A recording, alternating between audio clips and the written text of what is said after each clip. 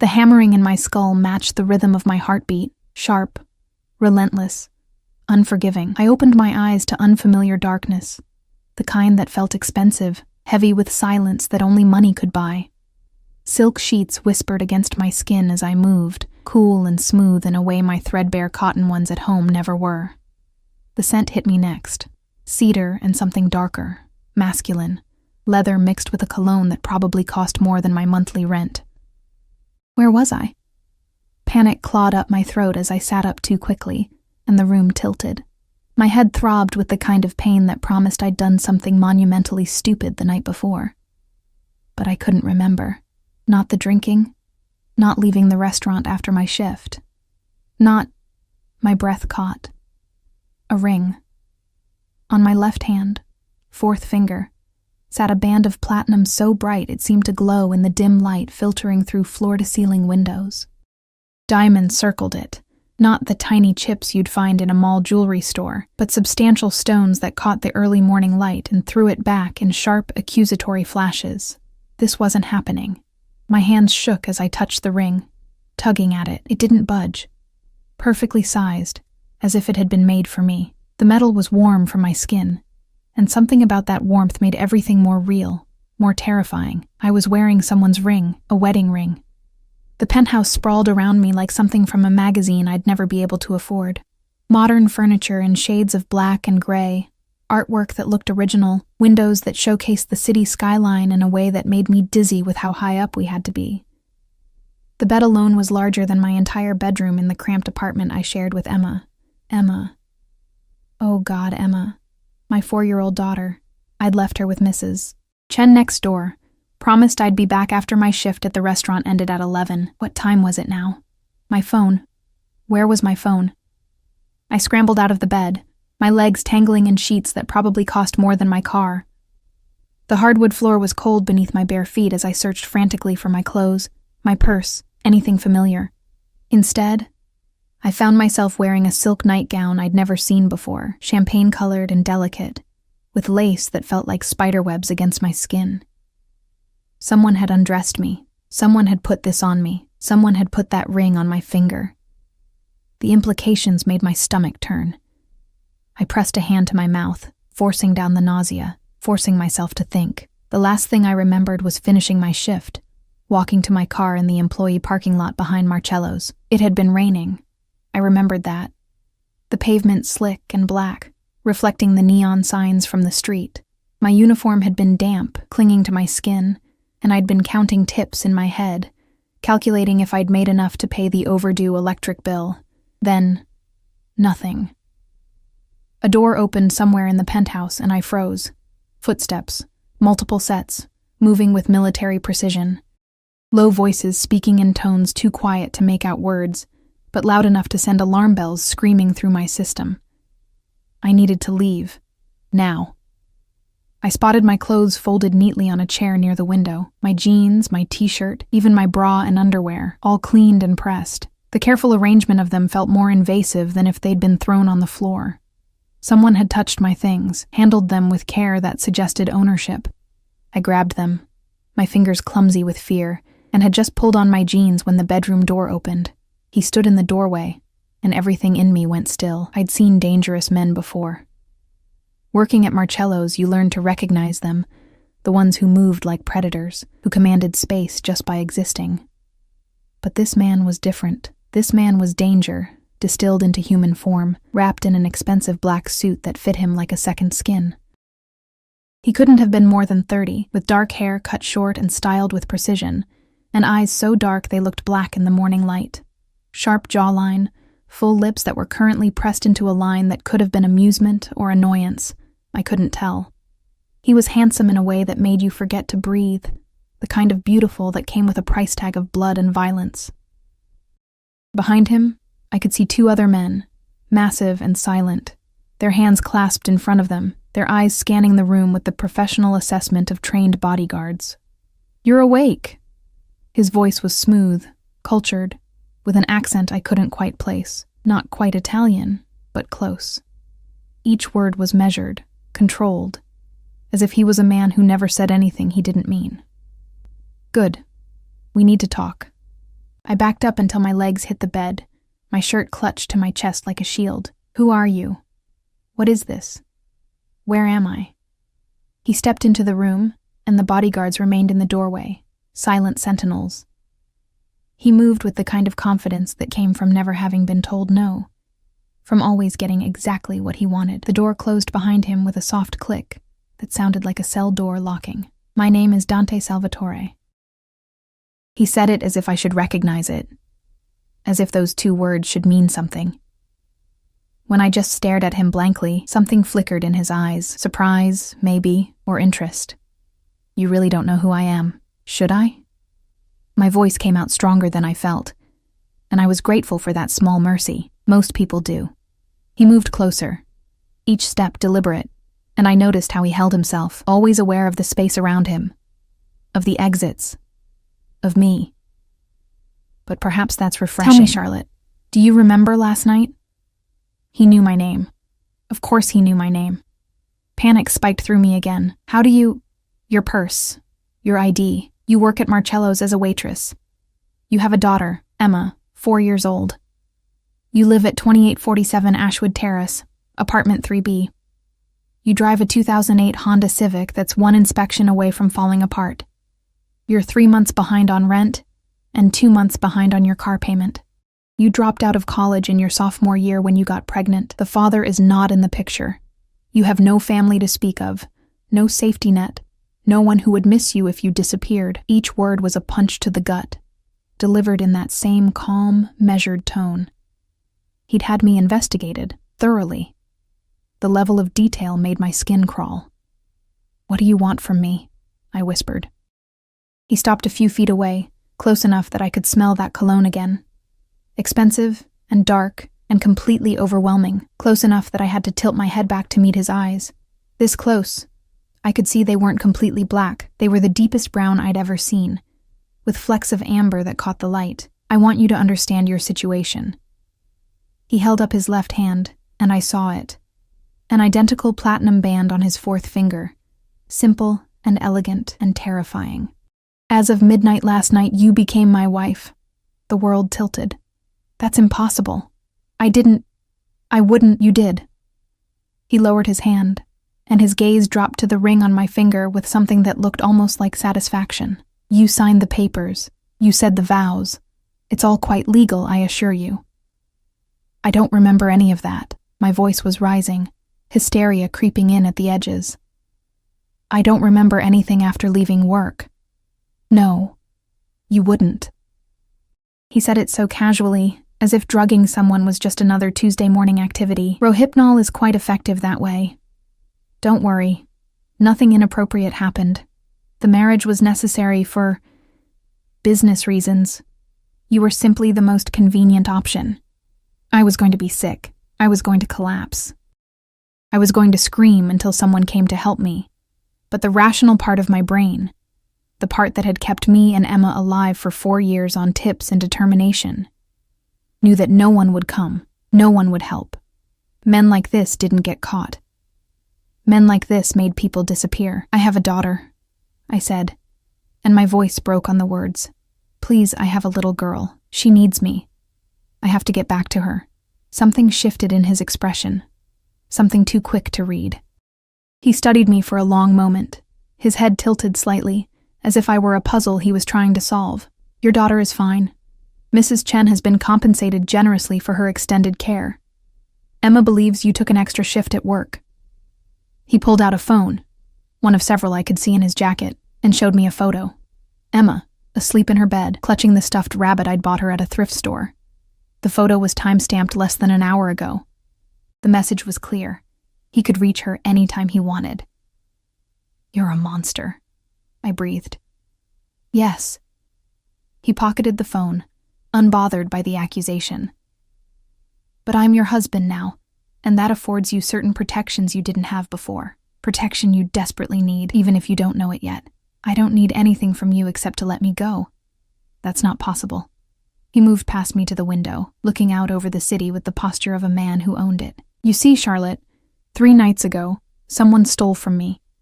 A significant amount of money and some rather sensitive information. The man who did this, He turned back to face me, and his eyes had gone cold, empty. Was your boyfriend, Jake Morrison. The name hit me like a physical blow. Jake, my ex, Emma's father, the man who'd abandoned us when I told him I was pregnant, who I hadn't seen or heard from in over 3 years. I don't know where he is, I said quickly. I haven't seen him since. I know. Dante's voice was soft, dangerous. He's very good at hiding, but everyone has a weakness, Charlotte. Everyone has something they care about enough to risk everything for. His eyes locked onto mine. You're going to help me find him. I told you. I don't know. He'll come for you. Dante moved closer again, and this time, I had nowhere to retreat. When he learns I've married you, when he learns you're under my protection and my possession, he'll come. Men like Jake, they're predictable that way. They don't care about their children, but their pride, their possessions, that they'll fight for. I'm not anyone's possession. Aren't you? He reached out, and I flinched, but he only took my left hand, his thumb brushing over the ring with a gentleness that somehow made everything worse. His touch was warm, his hands calloused in ways that suggested he was familiar with violence personally, not just by command. This ring says otherwise. The marriage certificate says otherwise. The fact that you're standing in my penthouse, wearing clothes I provided, breathing air I allow you to breathe, that says otherwise. I yanked my hand back, cradling it against my chest as if I could protect it retroactively. You can't keep me here. This is kidnapping. I'll go to the police. The police? He actually smiled, and it was the most terrifying thing I'd seen yet. Charlotte, I own half the police in this city. The other half knows better than to interfere with my business. But please, if you'd like to try, my phone is right here. He pulled out another phone, this one different from the first, and held it out to me. I stared at it, at him, at the trap he was laying so casually. If I took it, I'd be proving I didn't understand how completely I was caught. If I didn't, I was accepting his version of reality. What do you want from me? I asked again, but this time my voice was smaller, defeated. For now? Breakfast. You must be hungry. He pocketed the phone and moved toward the door. Then we'll discuss the rules of our arrangement. You'll find everything you need in the closet and bathroom. Someone will come for you in 30 minutes. And if I refuse? He paused at the door, his hand on the handle, and looked back at me over his shoulder. Then you'll go hungry, and we'll have this conversation later. The outcome will be the same, Charlotte. It always is. The door closed behind him with that same soft, final click. I stood there, frozen, my mind racing through impossible options. I could try to run, but where? I was dozens of floors up, and even if I made it to the street, he had people. He had resources. He had my daughter's location. I could try to fight, but the men outside that door were twice my size and trained to kill. I could scream, but who would hear me? Who would care? The ring on my finger caught the light again, and I looked down at it. This morning I'd woken up as Charlotte Hayes, single mother, struggling waitress, invisible to everyone who mattered. Now I was Charlotte Salvatore, wife to a monster, and somehow I had to figure out how to survive long enough to get back to my daughter. The bathroom was larger than my living room and kitchen combined, marble everywhere, floors, walls, countertops, all in shades of white and gray that seemed to glow with their own light. Gold fixtures gleamed like they'd never been touched, and the shower had so many jets and settings I couldn't begin to figure out how it worked. A soaking tub sat by the window, deep enough to drown in, with a view of the city that made my stomach lurch. I caught sight of myself in the mirror and barely recognized the woman staring back. My dark hair was tangled, falling past my shoulders in waves I never had time to style properly.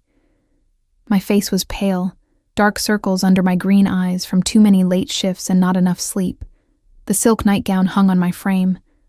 I'd lost weight over the past few months, too stressed to eat properly, stretching every dollar to make sure Emma had enough. I looked exactly like what I was, desperate, exhausted, trapped. The ring glinted on my finger, mocking me. I tried again to pull it off, twisting and tugging until my knuckle was red and my finger swollen. It wouldn't move. He'd made sure of that. Everything about this situation had been calculated, measured, controlled. Dante Salvatore didn't leave anything to chance. Dante Salvatore. The name echoed in my head, and pieces started clicking together. Marcello's restaurant, where I worked, wasn't just any Italian place. It was high-end, exclusive, the kind of establishment where reservations were made months in advance, and politicians rubbed elbows with people who definitely weren't politicians. I'd heard whispers, seen things I pretended not to see. Money changing hands under tables. Men in expensive suits having conversations that stopped the moment I approached. Envelopes passed in coat pockets. I'd needed the job too badly to ask questions. Tips were generous at Marcello's, and I couldn't afford morals when Emma needed food and clothes and a roof over her head. But now those whispers made sense. Salvatore. I'd heard that name before, murmured with fear and respect. The family that controlled the waterfront. The organization that ran half the city's underground operations. The kind of people you didn't cross if you wanted to keep breathing. And I was married to their boss. A knock on the bedroom door made me jump. Mrs. Salvatore? I'm coming in. Mrs. Salvatore. The words made me want to vomit. I grabbed a plush robe from the hook, because of course there was a robe, and of course it was cashmere, and wrapped it around myself before stepping back into the bedroom. A woman stood near the door, older, maybe 50, with steel gray hair pulled back in a tight bun. She wore a crisp black dress and sensible shoes, and her expression was professional but not unkind. Behind her, one of the bodyguards from earlier stood sentinel. "My name is Teresa," she said with a slight accent, Portuguese maybe. "I manage Mr. Salvatore's household. He's asked me to help you get settled." "I'm not settling anywhere," I said. But the words came out weak, unconvincing. Teresa's expression softened slightly, and somehow that was worse than if she'd been cold. Pity. She pitied me. "Nevertheless, you should eat something and shower. Mr. Salvatore wants to see you in an hour." "What if I don't want to see him? Then he'll come here." She moved to the closet and opened it, revealing a space larger than my bedroom. Clothes hung in neat rows, dresses, slacks, blouses, all in my size. How did he know my size? "Everything here is for you. I took the liberty of including some casual items as well. I wasn't sure what your preferences were." I stared at the closet, at the fortune hanging there in silk and cashmere and designer labels I'd only ever seen in magazines. "I have clothes, at home. Those have been collected and cleaned. They're here as well." Teresa gestured to a section at the back, where I could see my worn jeans, my faded t-shirts, looking shabby and out of place among the luxury surrounding them. He'd gone to my apartment, sent people to go through my things.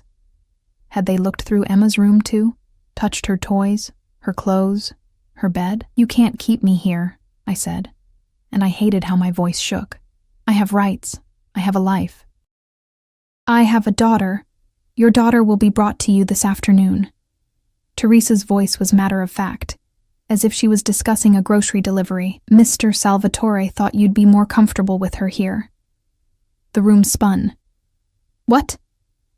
"Emma will arrive at 3 o'clock. A room has been prepared for her. You'll find it meets all her needs." Teresa pulled out a simple black dress and laid it on the bed. "This should be appropriate for breakfast. The shower controls are labeled. Please be ready in 45 minutes. She left before I could respond, the door clicking shut with that same terrible finality. Emma. He was bringing Emma here, to this place, to him. I should have been relieved. I'd been desperate to see her, to hold her, to make sure she was okay. But instead, terror crawled up my spine. He was bringing her here because it meant I'd never leave. He was creating a prison and making me want to stay in it. The shower was scalding, and I stood under the water until my skin turned red, trying to wash away the feeling of violation, of helplessness. It didn't work. Nothing could wash away the ring on my finger, or the reality of my situation. I dressed in the black dress because my own clothes felt like surrender, and the new clothes felt like acceptance. At least the dress was simple, modest, falling to my knees and covering my arms. I left my hair down because I had no energy to do anything else with it. And I didn't bother with the makeup I found in the bathroom drawers. If Dante Salvatore wanted a wife, he'd get the real me. Exhausted, terrified, and furious. Teresa returned exactly 45 minutes later, her timing precise. The bodyguard was with her again, a silent reminder that I wasn't going anywhere alone. This way, please. The penthouse was even more impressive and intimidating in daylight. We walked down a hallway lined with artwork that probably cost more than I'd earn in a lifetime. Every surface gleamed, every corner was pristine. It felt more like a museum than a home. Beautiful and cold, and utterly devoid of life. We passed several doors, all closed, and I wondered what was behind them. Offices, bedrooms, torture chambers. With a man like Dante, anything seemed possible. The dining room took my breath away despite my determination not to be impressed. Floor-to-ceiling windows overlooked the city, the morning sun streaming in and illuminating a table that could seat 20. Crystal chandeliers hung overhead, catching the light and throwing rainbows across the walls. And at the head of the table, reading something on a tablet, sat Dante. He'd changed into a different suit. Charcoal gray this time, with a black shirt open at the collar, no tie. Even dressed casually, he radiated power and danger. He looked up as I entered, those dark eyes tracking my movement with an intensity that made my skin prickle. Charlotte. He set down the tablet and stood, a gesture of politeness that felt mocking given the circumstances. Please. Sit. 2 places were set at the end of the table, his at the head, mine to his right, close enough to touch, close enough that I could smell that cologne again, cedar and leather and something darker I couldn't name. I sat because Teresa was waiting, because the bodyguard was watching, because I had no choice. The chair was comfortable, the cushion soft, and I hated it. Breakfast appeared as if by magic.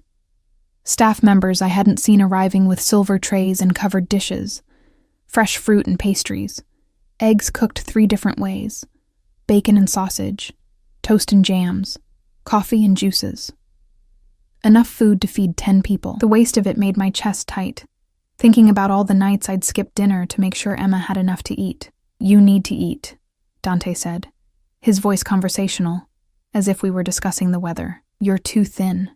Poverty will do that, I shot back. His lips twitched. Amusement or annoyance, I still couldn't tell. Not anymore. You have access to whatever you need now. Clothes, food, anything for your daughter. There's a credit card in your name. No limit. I don't want your money. Nevertheless, you have it. He poured coffee into my cup. Black. The way I took it at work. Of course he'd know that too. Eat, Charlotte. We have much to discuss, and I prefer you conscious for it. I picked up a piece of toast because my stomach was eating itself, and because I needed strength to fight, even if I didn't know how yet. The bread was fresh, still warm, buttery and perfect. I hated that it tasted good. Dante watched me eat with that same unsettling focus, as if cataloging every bite, every movement. He barely touched his own food, instead studying me the way a scientist might study an interesting specimen. Tell me about Jake, he said finally. I nearly choked on the toast. What? Jake Morrison, your ex, Emma's father. Tell me about him. Why would I help you find him? Because the alternative is worse, he said it calmly, but there was steel underneath the words. Jake stole from me. That requires a response. The only question is how much collateral damage there will be. If you help me find him quickly, that damage can be minimized. What kind of damage? His eyes held mine, the kind that involves people he might still care about. You. His daughter. Anyone he's been in contact with over the past 3 years. Nausea rose in my throat. You'd hurt Emma? I'd never hurt a child. The words were sharp, offended, as if I'd insulted him. But Jake doesn't know that. And men make interesting choices when they believe their children are in danger. She's not his child, not really. He never wanted her. He left the moment I told him I was pregnant. Yes, I know. Dante leaned back in his chair, his long fingers drumming once on the table, the only sign of impatience I'd seen. But he's been watching you, both of you. Did you know that? My blood went cold. What? For the past 6 months, someone's been monitoring your apartment, your work schedule, Emma's daycare. I assumed it was one of my competitors at first, trying to find leverage. But when the theft happened, I had my people dig deeper. He pulled out one of his phones and showed me a series of photographs, me leaving for work, Emma playing at the park, our building. All taken from a distance, surveillance style. Jake's been keeping tabs on you, planning something. The theft was just the beginning. I couldn't breathe. All this time I'd thought we were safe. Anonymous. Invisible. But Jake had been watching. And now Dante was watching. We were trapped between two monsters. And I had no idea which one was worse. What did he steal? I asked, my voice barely a whisper. Money. 5 million in cash. But more importantly, information. Client lists. Transaction records. Details about shipments and operations. Dante's jaw tightened. Information that could destroy my business and get a lot of people killed if it falls into the wrong hands. Your ex-boyfriend has become a very dangerous man, Charlotte. He was always dangerous, I said bitterly. Just in smaller, meaner ways.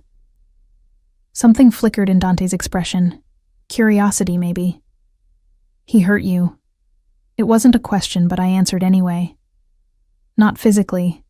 Jake was too smart for that. He just had a way of making you feel worthless, small, like you deserved whatever scraps he threw your way. I looked down at my coffee, at the ring glinting on my finger. And then he left. And honestly, that was the kindest thing he ever did. And yet you never reported him for child support.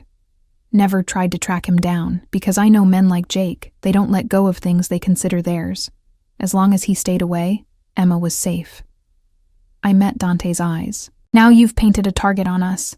If he comes for you, we're in the crossfire. No. The word was absolute, final. You're under my protection now. Anyone who touches you answers to me. That includes Jake. Your protection? You kidnapped me. You drugged me and married me without my consent. You're using me as bait to catch my ex-boyfriend. That's not protection. That's slavery. Dante's eyes went dark, dangerous. And I saw it then. The violence he kept leashed, the capacity for cruelty that made him who he was. For a moment, I thought I'd gone too far, that I'd triggered something that couldn't be taken back. But then he smiled, and somehow that was more terrifying. You have spirit, he said softly. Good. You'll need it. He stood, towering over me, and extended his hand. Come. I want to show you something. I didn't take his hand. What if I refuse? Then Marco will carry you, and you'll be embarrassed in front of the staff. Your choice. I stood on my own, ignoring his offered hand, following him because the alternative was worse.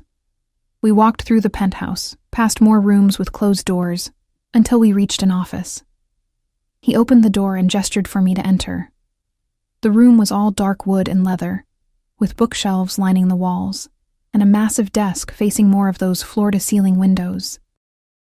But what drew my eye was the wall to the left, covered in photographs, documents, maps. Red string connecting various points like something from a crime show. At the center of it all was a picture of Jake. This is what I know about your ex, Dante said, moving to stand beside me. Too close. Always too close. 3 years ago, he was working small-time cons. Identity theft, credit card fraud, nothing sophisticated. Then he disappeared for 2 years. When he resurfaced 6 months ago, he was different, trained, connected. He'd been recruited by someone, I don't know who yet, and turned into something more dangerous. I stared at Jake's face. He looked different than I remembered, harder, colder, but the eyes were the same, those pale blue eyes that had once made me feel special, wanted, before I learned they only saw prey. Why would someone recruit him? Because he has connections to me, whether he knew it or not. Dante pointed to another photograph, Marcello's restaurant. He knew you worked there. He knew you'd have access to certain areas, certain information. I think he was planning to use you somehow, before I complicated things. By marrying me. By claiming you. His hand moved to the small of my back, possessive, a gesture that should have repulsed me, but instead sent a shiver up my spine. Jake's mistake was thinking you were still his to use. You're not. You belong to me now. I jerked away from his touch. I don't belong to anyone. Don't you? He caught my left hand, his thumb brushing over the ring again with that same terrible gentleness. You're my wife, Charlotte. That means something in my world. It means you're untouchable. It means anyone who threatens you signs their own death warrant. It means you and your daughter will never want for anything again. At what cost? His eyes searched mine, and for just a moment, I thought I saw something human in them. Something almost vulnerable, but it was gone before I could be sure, replaced by that cold certainty that defined him. Your freedom, for a time. Your cooperation. Your trust, eventually. He released my hand. But not your soul. Never that. I'm not your ex-boyfriend, Charlotte. I don't break things I value. You value me? I couldn't keep the bitterness from my voice. I'm just bait. A tool. Something convenient. You were, he agreed. When I chose you for this. He trailed off, studying me with that intensity that made me feel naked, exposed. Now I'm not sure what you are, but you're mine regardless. The sooner you accept that, the easier this will be. A phone buzzed. One of several in his jacket. He pulled it out, read something, and his expression hardened into something dangerous. Your daughter's car will be here in 10 minutes, he said. I suggest you compose yourself. Children are perceptive, and I'd rather not have her frightened. Emma. My baby. Relief and terror warred in my chest. I want to meet her alone. No. Please, no. The word was absolute. I need her to see us together, to understand that this is normal, that you're safe with me. If she senses your fear, if she thinks you're in danger, this becomes complicated. This is already complicated. Then don't make it worse. He moved closer, his hand cupping my cheek in a gesture that could have been tender if not for the steel in his eyes. You're an intelligent woman, Charlotte. You know how to survive. So survive this. Smile for your daughter. Show her you're happy. Convince her this is home. Because the alternative, having her see her mother terrified and trapped, that serves no one. His thumb brushed my cheekbone. And despite everything, despite the fear and fury, my body reacted to his touch. Heat bloomed under his fingers, unwanted and undeniable. I hate you, I whispered. I know. He smiled, and it was sad, resigned, as if he'd heard those words before and expected to hear them again. But you'll learn to hate me less. I can be patient when necessary. He dropped his hand and stepped back, that professional distance returning. Teresa will bring her up. Remember what I said. You're happy. This is home. We're newlyweds, who fell madly in love. Can you do that? I thought of Emma, of her wide eyes and bright smile, of how she trusted me to keep her safe. I thought of what it would do to her to see me broken, to know her mother was trapped. Yes, I said, I can do that. Because for Emma, I could do anything, even pretend to love a monster. The 10 minutes felt like 10 seconds and 10 hours simultaneously. Teresa appeared with a knowing look, guiding me to the living room, a sprawling space with cream-colored furniture and abstract art that probably cost more than my car. Dante stood by the window, his posture relaxed but alert, always aware of everything around him. She's here, he said, pocketing one of his phones. My heart hammered against my ribs. I pressed my palms against my thighs, trying to stop them from shaking. The elevator dinged. Private access, straight into the penthouse. And I heard her before I saw her. Mommy? Emma's voice shattered something in my chest. I rushed toward the entrance hall, not caring about Dante's instructions or his watchful eyes, needing only to hold my daughter, to make sure she was real and safe and whole. She appeared around the corner, her small hand clasped in Mrs. Chen's weathered one, her favorite stuffed rabbit tucked under her arm. When she saw me, her face lit up with that pure, uncomplicated joy only children possess. Mommy, she released Mrs. Chen and ran to me, her small body colliding with mine as I dropped to my knees and caught her. She smelled like baby shampoo and strawberry juice and home. I buried my face in her dark curls, so like my own, and fought back tears. She was okay. She was here. She was safe. I missed you so much, baby, I whispered, holding her tight enough that she squirmed. Mrs. Chen said you had to work extra, Emma said against my shoulder, but she let me have ice cream for breakfast, so it was okay. I pulled back to look at her, drinking in every detail. Her green eyes, My eyes sparkled with excitement. She wore her favorite purple dress, slightly wrinkled, and her sneakers had a new scuff on the toe. She was perfect. She was everything. "I'm sorry I was gone," I said, brushing her hair back from her face. "But I'm here now, and I have a surprise for you." Her eyes widened. A surprise? This was it. The moment where I became a liar, where I sold my soul to keep her innocent.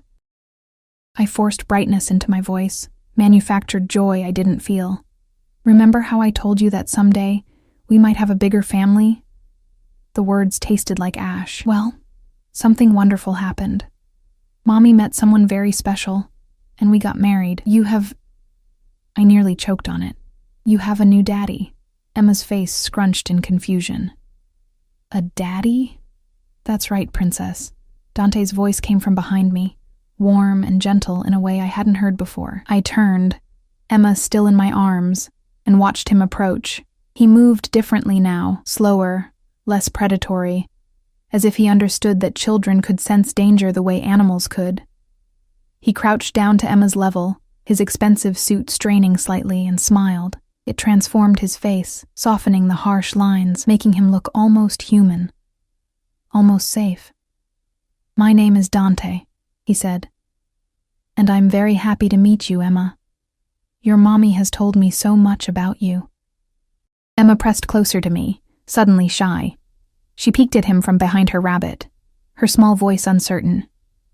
"You're married to my mommy?" "I am."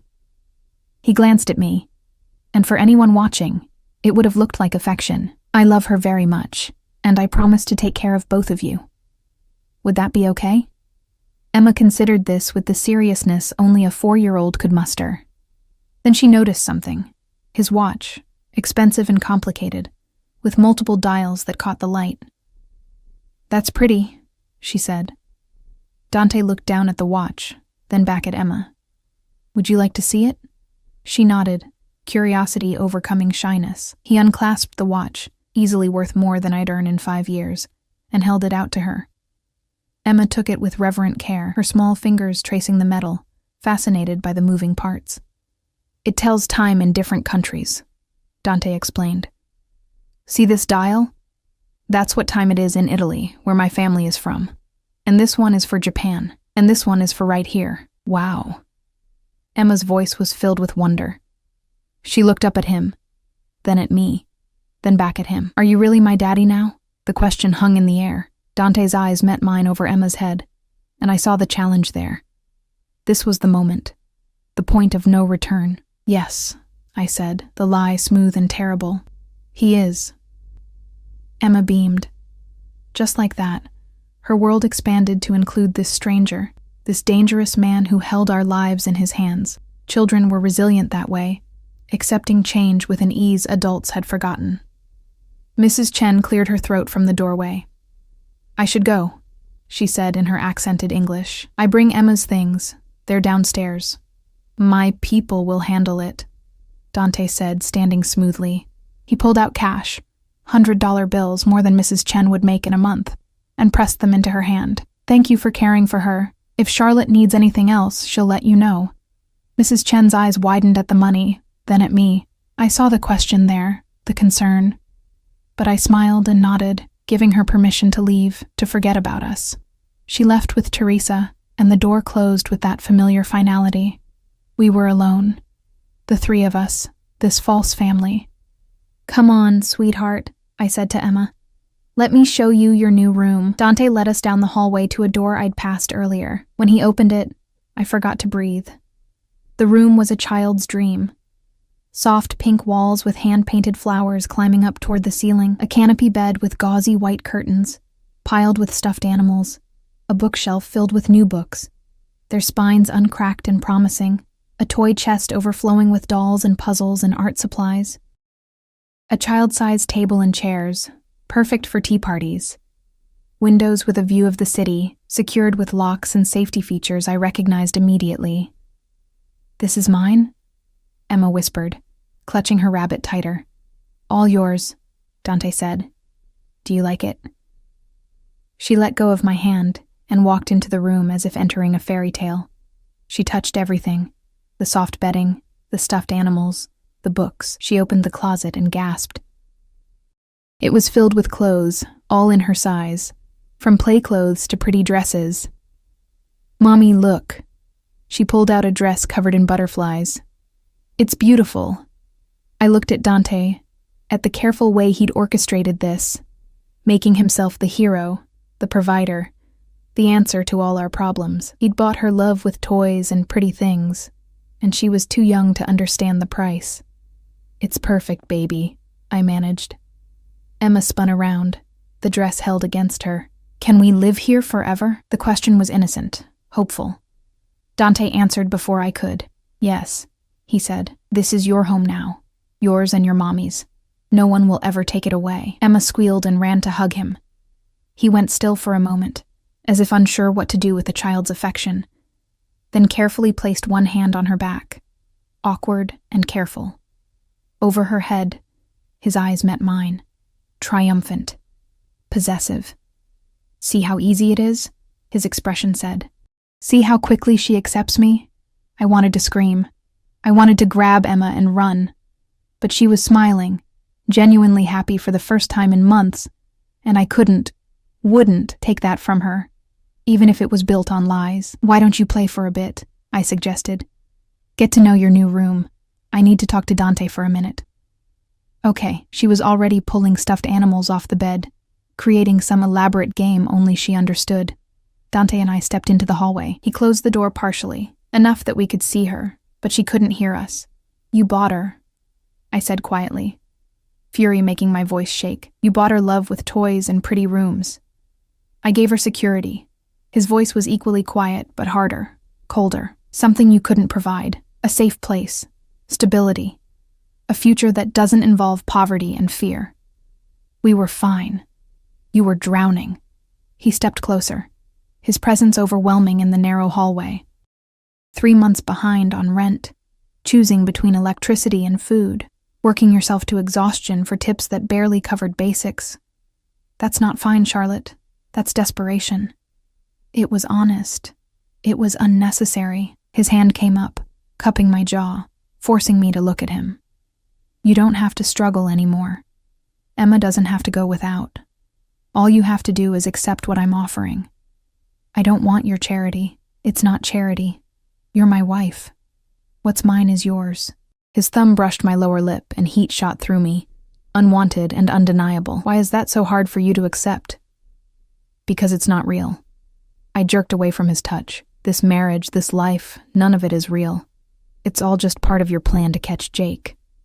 Something flickered in his eyes, hurt maybe, though that seemed impossible. Men like Dante didn't get hurt. They did the hurting. "Perhaps it started that way," he said slowly. "But intentions change, situations evolve. You're here now. Emma's here. That makes it real enough. Until you catch Jake, then what? You throw us back to our old life, or do we become collateral damage?" "You really think I'd hurt you?" He looked genuinely offended. "I told you, I don't break things I value." "Then what am I to you?"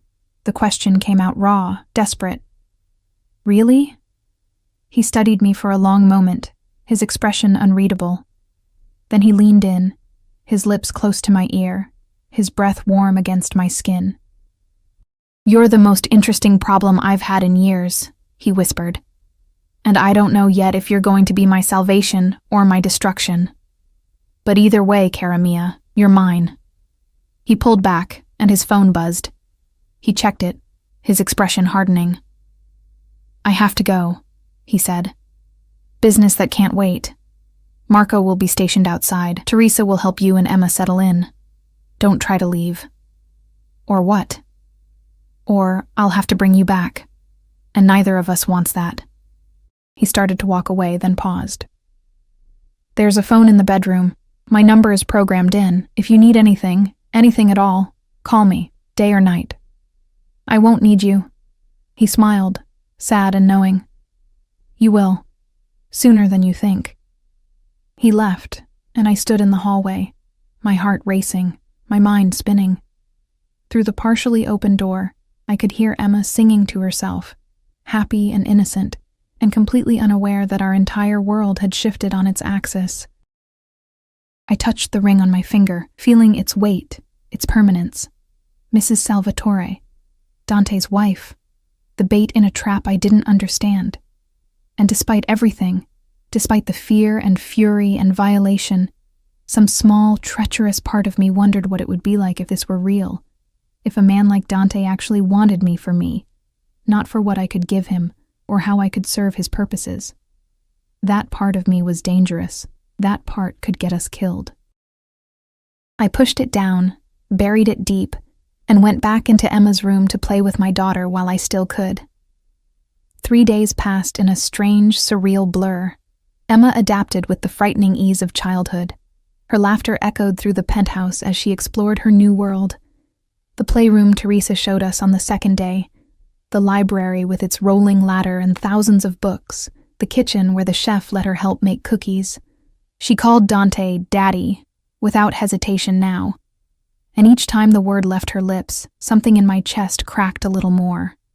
I watched her bloom in this golden cage and hated myself for the relief I felt. No more counting pennies, no more skipping meals, no more lying awake at night wondering how I'd make rent.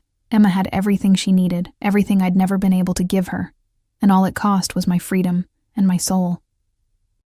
Dante was gone most of those 3 days. Business, Teresa said vaguely, as if that explained the armed men coming and going at odd hours. The hushed phone conversations in Italian, the tension that seemed to vibrate through the penthouse walls.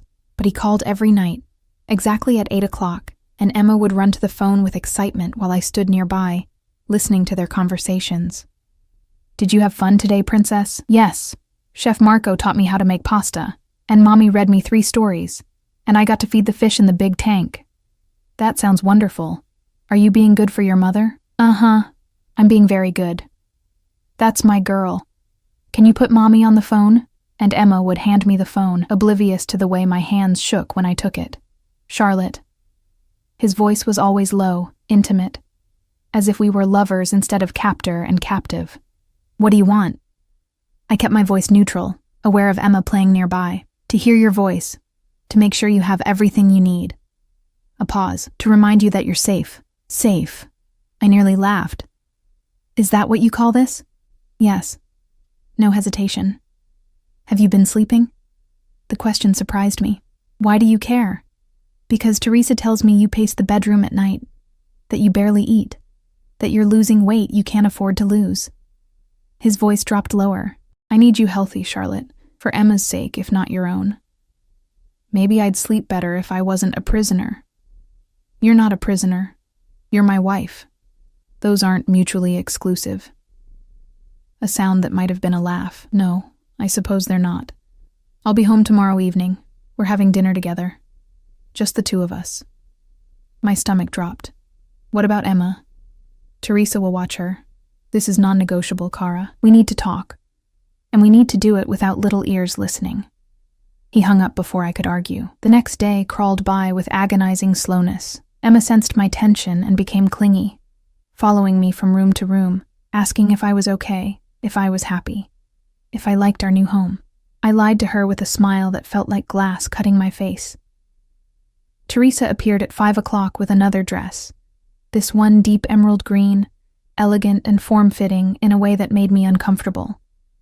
"Mr. Salvatore requested you wear this tonight. I'm not his doll to dress up." Teresa's expression softened with something like sympathy. "No, you're his wife. There's a difference.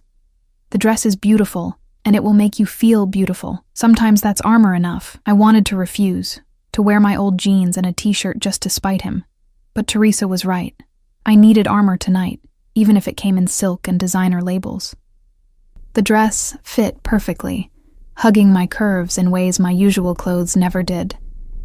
I'd gained a little weight back over the past 3 days. Teresa made sure I ate, watching me with the determination of a mother hen. And it showed in the way the fabric draped. I looked like someone else in the mirror. Someone confident and elegant, and completely unlike the exhausted waitress I'd been a week ago. I left my hair down, applied minimal makeup, and slipped on the heels Teresa had left. Black, simple, just high enough to make my legs look longer. If this was a performance, I'd play my part. Dante arrived at exactly 6 o'clock. I heard him before I saw him, the elevator, low voices as he spoke with his men, footsteps in the hallway. Emma ran to greet him, and I followed more slowly, my heart hammering against my ribs. He was removing his suit jacket when we entered the living room, his movements precise and controlled. He wore all black today, black shirt, black slacks, even his tie was black silk. He looked dangerous and beautiful and completely in control. When he saw Emma, his expression softened. "There's my princess. Were you good today?" "So good. Mommy and I made a fort in my room, and we had a tea party with all my stuffed animals." "That sounds perfect." He glanced up, and his eyes found mine. They widened slightly, traveling down my body and back up in a way that made heat bloom under my skin. "Charlotte, you look beautiful." The compliment felt like a trap. "You requested the dress." "I did. I didn't know it would look like that on you." His voice had gone rough, hungry in a way that made me take a step back. He noticed and reined himself in, turning his attention back to Emma. "I need to have dinner with your mommy tonight. Just grown-up talk. Teresa is going to watch a movie with you and make popcorn. Would that be okay?" Emma's face fell slightly, but she nodded. She was a good girl, my Emma. Too good. Too willing to please. Teresa appeared as if summoned and took Emma's hand. "Come, little one. We have Frozen ready to watch, and I made extra butter for the popcorn." Emma waved goodbye, already distracted by the promise of treats, and disappeared down the hallway. The silence she left behind felt heavy, oppressive. Dante gestured toward the dining room. "Shall we?" The table had been set for two, intimate and elegant, with candles flickering in crystal holders. Wine glasses caught the light. The food smelled incredible. Pasta with cream sauce, fresh bread, salad with herbs I could smell from the doorway. He held out my chair, and I sat because refusing felt childish. His hand brushed my shoulder as he pushed the chair in, and electricity shot through me. I hated my body's reaction to him, the way my skin heated at his slightest touch. He sat across from me, close enough to touch, and poured wine into both glasses. I thought we could talk, really talk, without performances or pretenses. Isn't that all this is? A performance? Is it? He studied me over the rim of his glass. You've been here 3 days, Charlotte. Has anyone hurt you? Threatened you? Treated you with anything but respect? You drugged me and forced me into marriage. That's the definition of disrespect. I gave you a way out of poverty. I gave your daughter a safe home. I gave you protection from a man who was planning to use you. He leaned forward. Yes, my methods were extreme, but the alternative was worse. You don't get to decide what's worse for me. Don't I? His eyes flashed. Jake was watching you, planning something. If I hadn't intervened, what do you think would have happened? Do you think he'd have asked nicely to involve you in whatever scheme he's running? The truth of his words made my chest tight. So you did the same thing, just with better furniture. No. The word was sharp. I married you. I claimed you publicly. In my world, that means something. It means you're untouchable. It means anyone who wants to hurt you has to go through me first. And trust me, Kara, very few people are willing to do that. Because you're a monster. Because I'm effective. He took a sip of wine, never breaking eye contact. There's a difference. Monsters act without purpose. Everything I do has a reason. And what's your reason for keeping me here? Really? He set down his glass, his expression shifting into something more vulnerable, more human. At first, bait. You were convenient. Connected to Jake, but distant enough that using you wouldn't cause immediate blowback. The marriage was meant to draw him out, to make him sloppy with rage, and now? Now. He paused, as if choosing his words carefully. Now I'm not sure what you are. You're not what I expected. You're stronger than I anticipated. More resilient. You fight me at every turn, but you do it intelligently, carefully, always thinking of Emma first. That's rare. That's valuable. I'm not valuable. I'm just a mother protecting her child. That's exactly what makes you valuable. He reached across the table, his hand covering mine before I could pull away. His touch was warm, his palm calloused. I grew up in this world, Charlotte. violence and betrayal, and people who'd sell their own mothers for the right price. Loyalty is rare. Love is rarer. Watching you with Emma, the way you'd burn down the world for her. That's something I understand. Something I respect. I stared at our joined hands, at the matching rings. You respect me so much you took away my choice. I gave you choices you didn't have before. His thumb traced circles on my palm. Stay with me, and Emma grows up safe, protected, with every opportunity you never had. Or leave, and go back to struggling. Always looking over your shoulder, wondering when Jake will show up, because he will, Charlotte.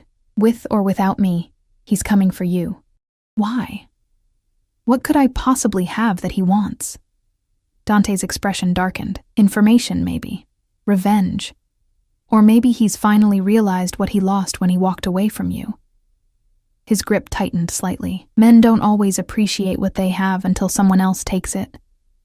The possessiveness in his voice should have terrified me. Instead, it sent heat pooling low in my stomach.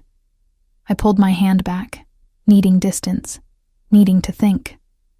This isn't real, I said, but my voice lacked conviction.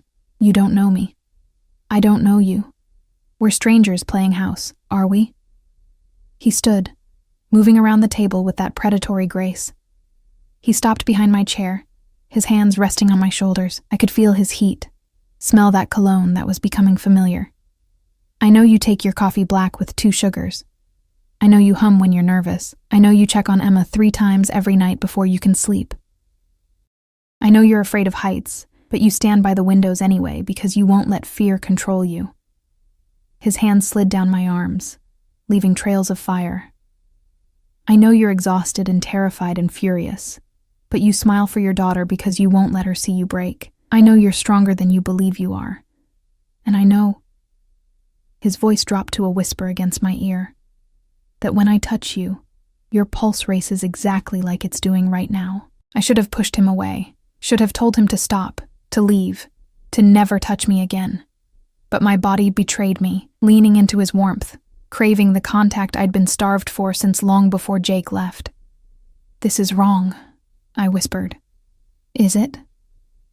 His lips brushed my ear, not quite a kiss. You're my wife. I'm your husband. What's wrong about wanting each other? Everything. All of it. But I didn't move away. Then tell me to stop. His hand settled on my waist, holding me gently, giving me room to escape. Tell me you feel nothing, that this is just fear and anger. Lie to me, Charlotte. I dare you. I couldn't. God help me. I couldn't. Because somewhere between the terror and rage, between the forced smiles and careful performances, something had shifted. I'd watched him with Emma, seen the careful way he gentled himself around her. I'd seen the respect his people showed him. Not just fear, but genuine loyalty. I'd seen the way he looked at me when he thought I wasn't watching, hungry and possessive and something softer I couldn't name. He was a monster, a criminal, a man who'd stolen my freedom and called it protection. But he was also the only person in years who'd seen me as more than invisible, who'd looked at my poverty and exhaustion and said, you deserve better, who'd given my daughter everything I'd ever wanted for her, and that made him the most dangerous thing of all. I can't do this, I said, but I didn't pull away. Then don't. His arms wrapped around me from behind, holding me against his chest. Just sit with me, have dinner, talk, nothing more. I can be patient. Why? Because you're worth the wait. We stayed like that for a long moment, his arms around me, my heart racing, the candles flickering between us. And for the first time since waking up in his penthouse, I let myself wonder, what if this could be real? 2 weeks passed, and the lines between performance and reality blurred until I couldn't tell where one ended and the other began. Dante came home every evening at 6. He had dinner with us, Emma chattering about her day while he listened with genuine interest, asking questions about her drawings, her games, her imaginary friends. After dinner, he'd read Emma bedtime stories while I watched from the doorway, my heart doing complicated things I couldn't name. Then, when Emma was asleep, he'd find me, sometimes in the living room, sometimes on the balcony where I'd learned to ignore the dizzying height. We'd talk, about nothing, about everything. He told me about growing up in his family, about learning the business from his father, about the violence he'd witnessed and committed. I told him about Emma's birth, about the terrifying joy of holding her for the first time, about the desperation of trying to survive alone. We never touched beyond accidental brushes of hands, but the tension between us grew thicker every day, a living thing that pulsed with unspoken want. And Jake hadn't surfaced, not a whisper, not a sign. It was as if he'd vanished completely. "He's waiting," Dante said one night. We were on the balcony, the city lights spreading below us like fallen stars, watching, planning. "He knows I have you now, and he's trying to figure out his next move." I wrapped my arms around myself, the night air cool against my skin. Maybe he doesn't care. Maybe he's just gone. Men like Jake don't walk away from unfinished business. Dante stood beside me, close, but not touching. "He'll come. And when he does, I need you to trust me. Trust you." I laughed, the sound bitter. "You still haven't told me the whole truth. What did Jake really steal? Why is he so important?" Dante was quiet for a long moment, his jaw tight, then he sighed. "The money doesn't matter. I can replace that. But the information, client names, shipment routes, details about operations, that's leverage. That's power.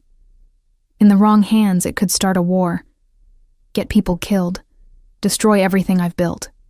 And you think Jake is working with someone?" "I know he is. The theft was too clean, too precise. He had help. Inside help." His hands gripped the railing, knuckles white.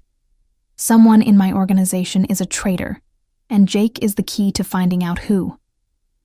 The weight of it settled over me. This wasn't just about revenge or money.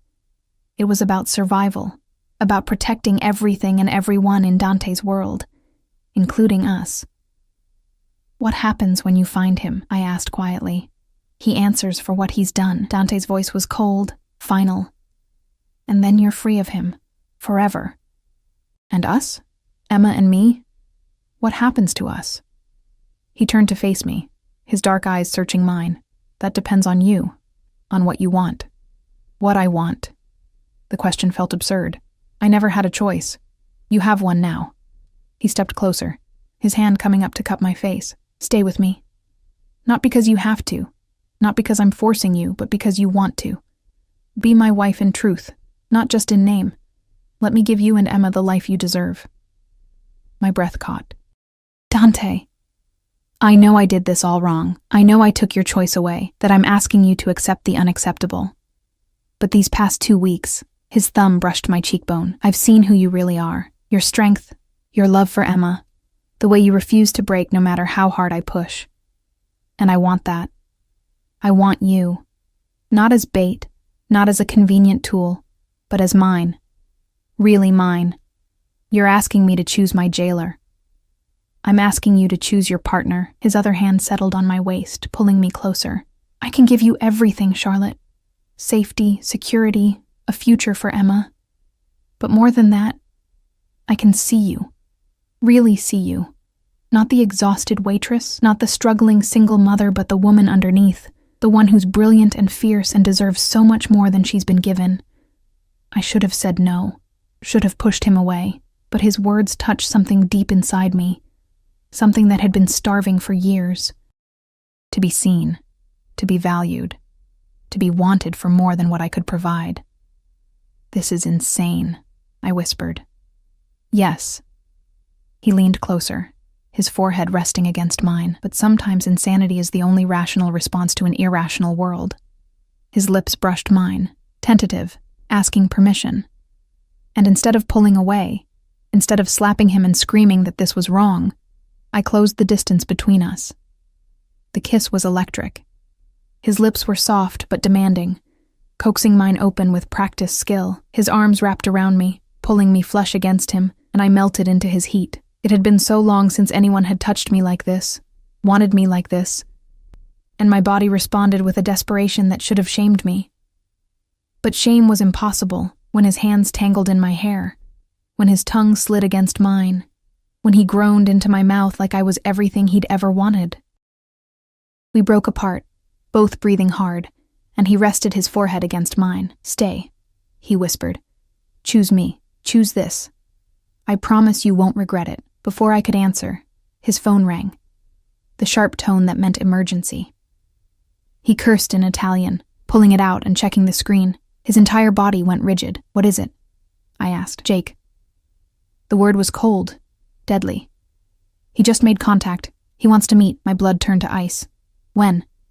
"Tomorrow night. Neutral territory." Dante's eyes met mine, and I saw the predator in them, the dangerous man beneath the careful facade. "He's asked for you to be there." "Absolutely not." "I know.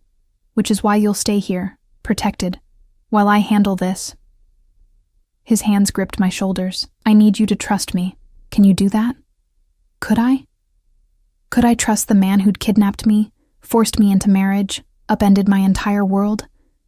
The same man who'd given my daughter everything she needed, who kissed me like I was precious, who looked at me as if I mattered? "Yes," I heard myself say. "I trust you." The next evening felt like walking through a nightmare. Dante left at sunset, surrounded by his men, armed and dangerous and utterly focused. He kissed Emma goodnight, then pulled me into his arms and kissed me like it might be the last time. "I'll come back," he promised against my lips. "I always come back." Then he was gone, and I was left waiting with Teresa and Emma and half a dozen armed guards stationed throughout the penthouse. Emma sensed my tension and became clingy, refusing to go to bed, asking where Daddy went, if he was okay, if he'd be home soon. I lied to her with a smile and put her to bed with 3 extra stories. The hours crawled by. 10 o'clock, 11, midnight. My phone rang at 12:30, and I nearly dropped it in my panic to answer. "Charlotte," Dante's voice, rough and tired. "It's done. Are you okay? What happened?" "Jake is dead. So is the traitor in my organization. It's over." A pause. "I'm coming home." Relief flooded through me so powerfully I had to sit down. Okay, we'll be here." "Charlotte?" His voice softened. "I meant what I said. About this being about real. Wanting you to stay. I know. And I did. Somewhere in the chaos and fear, I'd stopped performing and started feeling. We can talk when you get home." He arrived an hour later, exhausted and bloodied. Not his blood, he assured me quickly. And I helped him clean up without asking questions I wasn't ready to hear answers to. We sat on the couch in the dark living room, my head on his shoulder, his arm around me, watching the city lights. "Tell me the truth," I said quietly. "Did you know, when you chose me, that I'd end up actually mattering?" "No." His hand stroked my hair, gentle and soothing. "You were supposed to be convenient, a means to an end. But you became..." He paused, searching for words. "You became everything. You and Emma, my family. Real, in a way nothing else in my life has ever been. I should hate you," I whispered. "I know. But I don't. I can't." I tilted my head back to look at him. "You gave me something no one else ever has.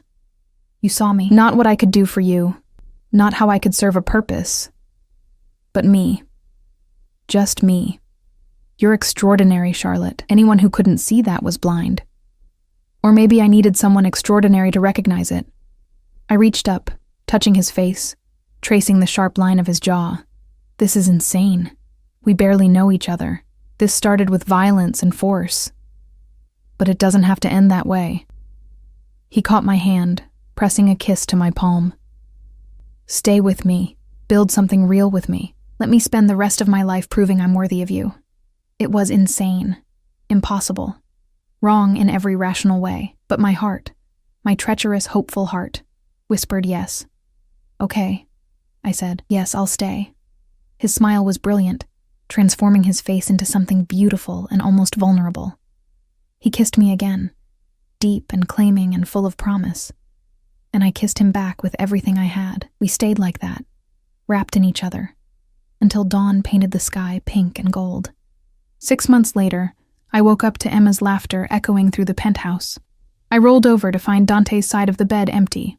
Our bed, in the master suite I'd moved into 3 months ago, when pretending stopped making sense. I found them in the kitchen. Emma sat on the counter in her pajamas, helping Dante make pancakes. He wore sweatpants and nothing else, his hair mussed from sleep. And he looked happy. Genuinely, completely happy. "Mommy!" Emma spotted me. "Daddy's making chocolate chip pancakes." "I see that."